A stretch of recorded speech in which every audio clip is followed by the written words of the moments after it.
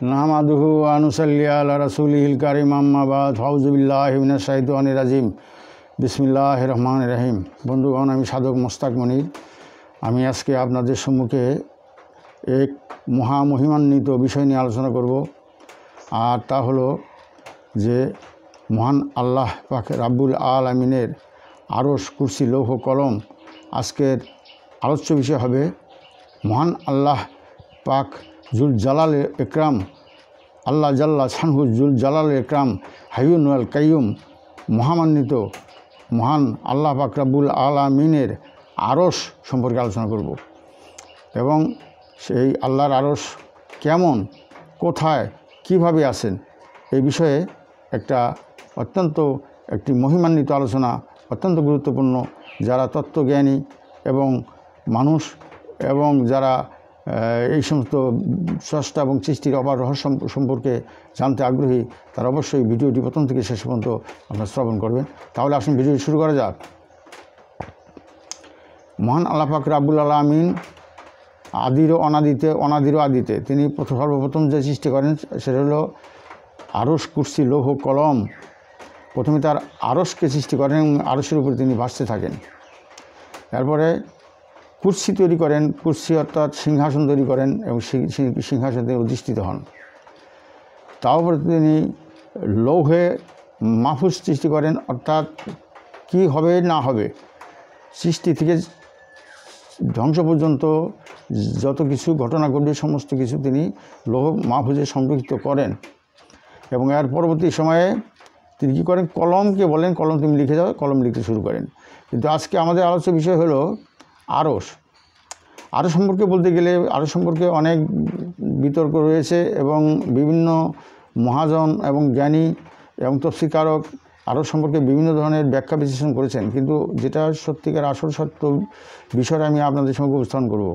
কারণ আল্লাহ পাক রাব্বুল আলামিন বাহিরে রয়েছেন অনন্ত অসীম রূপে, অর্থাৎ অনন্ত অসীম প্রেমময় তুমি বিচার দিনের স্বামী।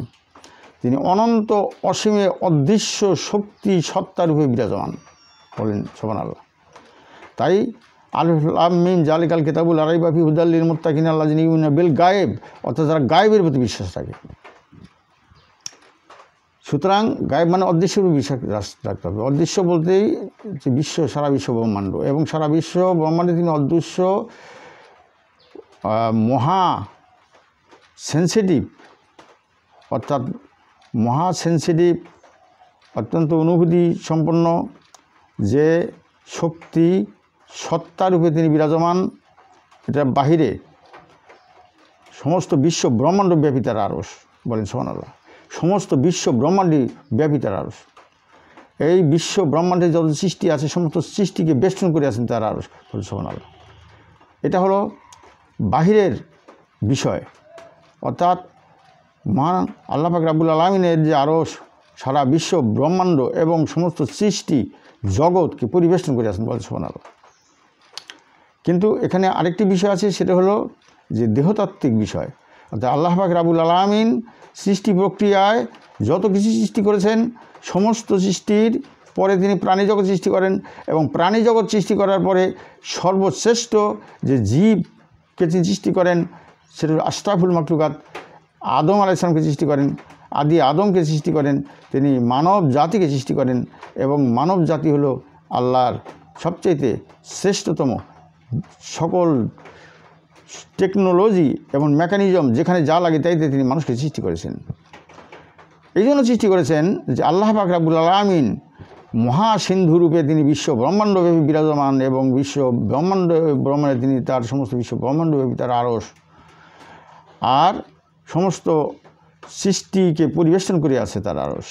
আর বিন্দুরূপে মানব ঘটে তিনি বিরাজ করেন, এবং মানুষের যে মস্তিষ্ক রয়েছে এই মস্তিষ্ক সম্পর্কে অনেকেরই ধারণা নাই। মানব মস্তিষ্কের দুইটি মগজ রয়েছে, এটা বাম দিকের মগজ, একটু ডান দিকের মগজ।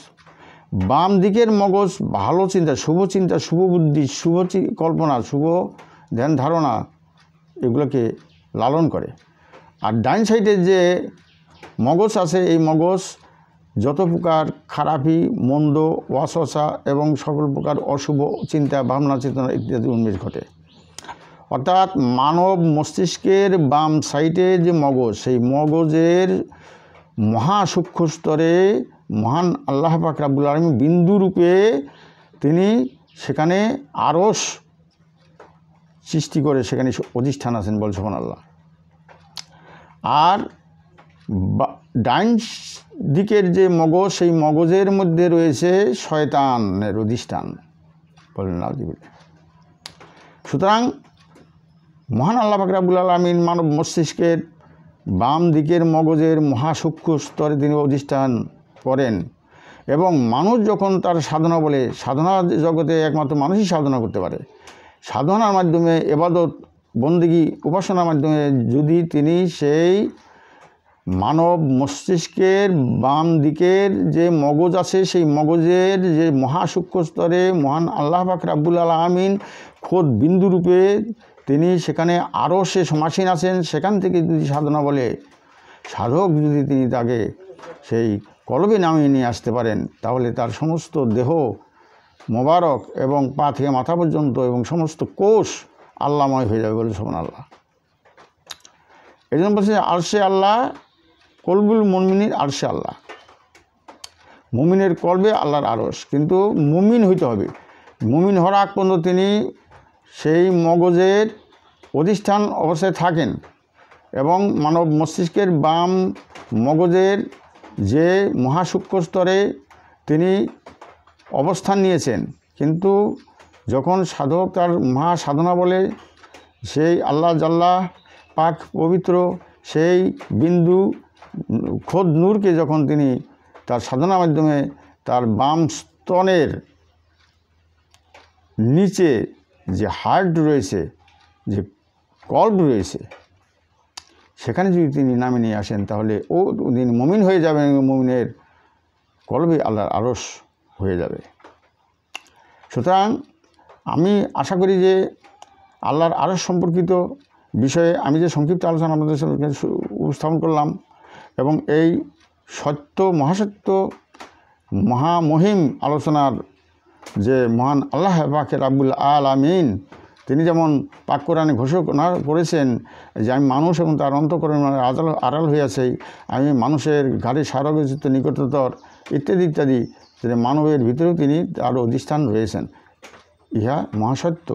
সুতরাং এই আলোচনার মাধ্যমে আমরা অন্তত এইটুকু উপলব্ধি করতে পেরেছি যে মহান আল্লাহ পাক রব্বুল আলামিনের যে আরশ, সেটা বাহিরে সমস্ত বিশ্ব ব্রহ্মাণ্ডব্যাপী তিনি তার আরশ এবং সমস্ত সৃষ্টিকে তিনি বেষ্টন করেছেন তার আরশের মাধ্যমে।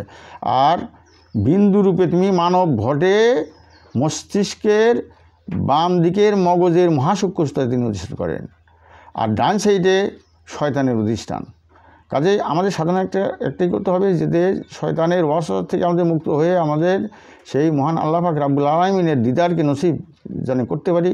এই জন্য চেষ্টা প্রচেষ্টা সাধনা চালিয়ে যেতে হবে এবং এটা লাভ করার উপায় হলো যে সমস্ত পুরিপুকে বর্জন করে এবং কুরবানি করে দিয়ে যখন সমস্ত ভালো কাজকে সে গ্রহণ করবে এবং যখন সে তার সাধনার মাধ্যমে সে আরও ঊর্ধ্বগামী হয়ে নফসে মুতমাইতে পৌঁছে যাবে, তখন তিনি আল্লাহ সেই আরশ কুরসিকে তিনি দর্শন করতে পারবেন।